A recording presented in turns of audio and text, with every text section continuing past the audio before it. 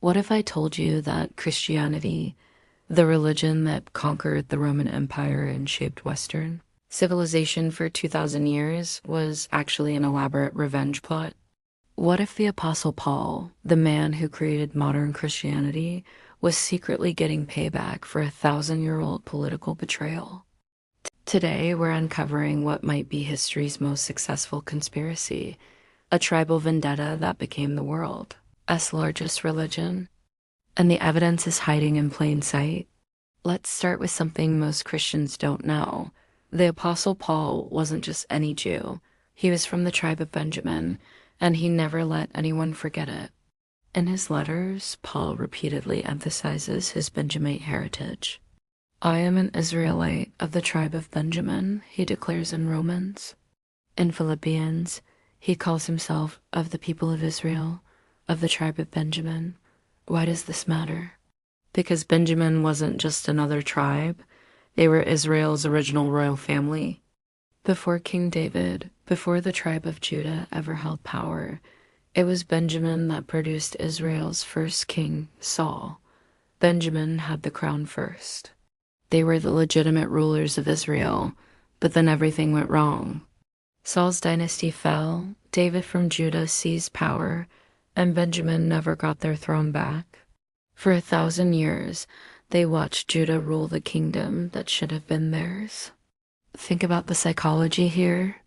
You're from the tribe that used to be royalty, reduced to junior partner status, watching your ancient rivals control everything.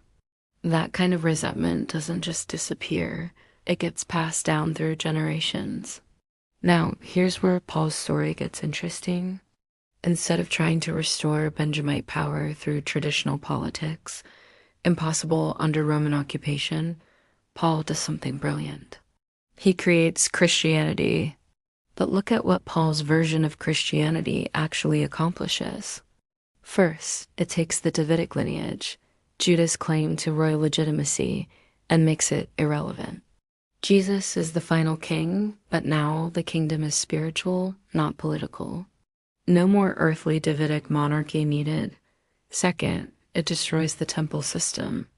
The entire Jerusalem-based religious establishment, controlled by Judahite priests, becomes obsolete. Paul teaches that Jesus' death ended the need for temple worship. Third, it eliminates Jewish law. The Torah, which justified Judah's religious authority, gets superseded by Paul's gospel of grace. Fourth, it destroys ethnic privilege. Paul's neither Jew nor Gentile theology makes tribal identity meaningless. Being from Judah no longer grants you special status. Do you see the pattern? Every pillar of Judahite power gets systematically demolished by Paul's theological innovations. But here's Paul's masterstroke. Instead of trying to elevate Benjamin, he gives Judaism away to the Gentiles. Think about the brilliant psychology here. Paul takes Judah's own Messiah and hands him over to non-Jews, making them the new chosen people. It's the ultimate political jiu-jitsu move, using your enemy's strength against them. The Romans, Greeks, and barbarians who Paul converts become the new Israel. The actual tribes, including Judah, become irrelevant to salvation history. This isn't just religious innovation, this is political genius. Paul found a way to make his tribal rivals completely irrelevant by making tribalism itself irrelevant. The more you look at Paul's career, the more this revenge theory makes sense. Paul constantly fights with the Jerusalem church leadership, the people who actually knew Jesus. He repeatedly defends his authority against challenges from Jesus' own family and disciples. Why would a man who claims to be humble and selfless spend so much time arguing about his own importance? Unless he has deeper motivations. Paul never shows much interest in the historical Jesus, the man who lived, taught, and died in Palestine. Instead, he creates his own version, the cosmic Christ who appears to him in visions. And notice this. Paul keeps emphasizing his Benjamite heritage, even while preaching that tribal identity doesn't matter. If it doesn't matter, why does he keep bringing it up? The timing of Paul's mission is perfect for a tribal revenge plot. Paul launches Christianity just as Second Temple Judaism is heading toward catastrophe. The Jewish revolt against Rome, 66 to 70 CE, is building. The temple system is about to be destroyed. Paul might have seen this as the perfect moment to launch an alternative that would outlast whatever happened to Jerusalem. And he was right. Christianity survived while the temple was destroyed and Jews scattered. But here's what's really suspicious. Paul's theology seems almost designed to survive the fall of Jerusalem. By making the temple obsolete and transferring chosenness to Gentiles, Paul created a Judaism that didn't need Jews or Jerusalem to function. That's either incredible prophetic insight or a brilliant political calculation by someone who saw the writing on the wall. If this conspiracy theory is correct, Paul achieved the most spectacular revenge in human history.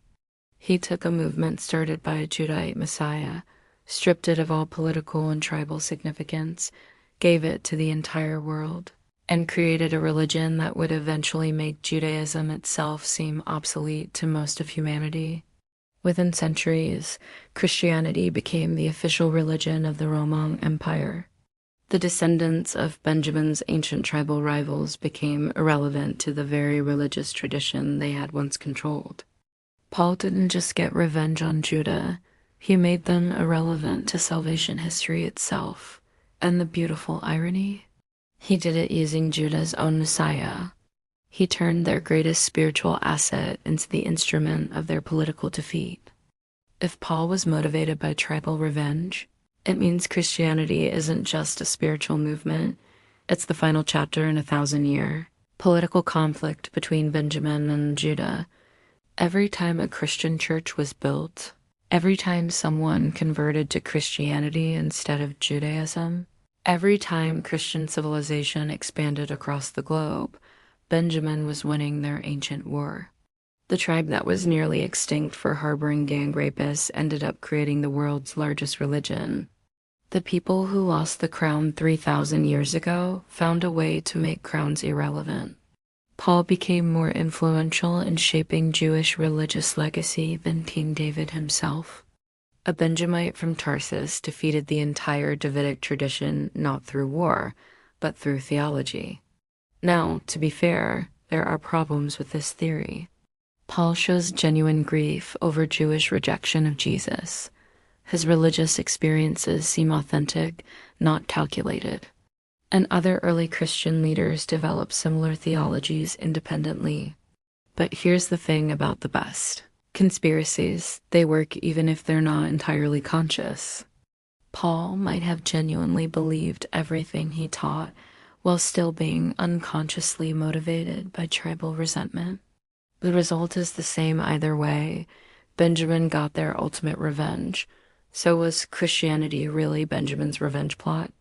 Was Paul a religious genius or a political mastermind settling ancient tribal scores? Maybe both. Maybe the most successful conspiracy in history was launched by a man who convinced himself it was God's will. Either way, if you're a Christian, you might want to thank the tribe of Benjamin. Without their ancient grudge against Judah, you might never have had a religion to believe in. What do you think? Was Paul settling tribal scores, or am I reading too much into ancient politics? Let me know in the comments, and subscribe if you want more investigations into the hidden conspiracies that shaped world history. Sometimes the biggest plots are the ones hiding in plain sight in your Bible.